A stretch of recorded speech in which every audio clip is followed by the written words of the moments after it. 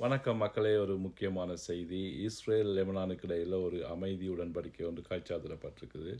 இது ஒரு 10 நாளைக்கு நீடிக்கும்ன்னு சொல்லி அறிவிச்சிருக்காங்க. ஸோ இத தொடர்ந்து ஈரான் ஒரு நல்லெண்ண நோக்குல ஸ்ட்ரைட் ஆஃப் ஹோர்முஸ நாங்க திறந்து விடுறோம்ன்னு சொல்லி அறிவிச்சிருந்தாங்க.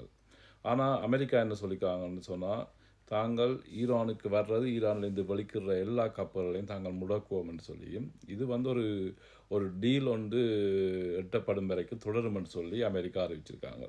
ஸோ இந்த விளையாட்டு சரி வராதுன்னு சொல்லி ஈரான் இப்போ என்ன சொல்லியிருக்காங்கன்னு சொன்னால், தாங்கள் ஸ்ட்ரைட் ஆஃப் ஹோர்முஸை க்ளோஸ் பண்ண போகிறோம்னு சொல்லி அறிவிச்சிருக்காங்க.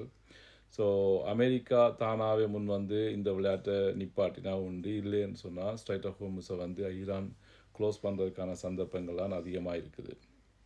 அதே நேரம் டொனால்ட் ட்ரம்ப்கிட்ட இப்படி ஸ்ட்ரைட் ஆஃப் ஹோர்முஸை க்ளோஸ் பண்ணால் நீங்கள் என்ன செய்வீங்கன்னு சொல்லி கேட்ட கேள்விக்கு, தாங்கள் திரும்பவும் போய் ஈரான் மேலே குண்டுகளை போடுவோம்னு சொல்லி அறிவிச்சிருக்கிறாங்க.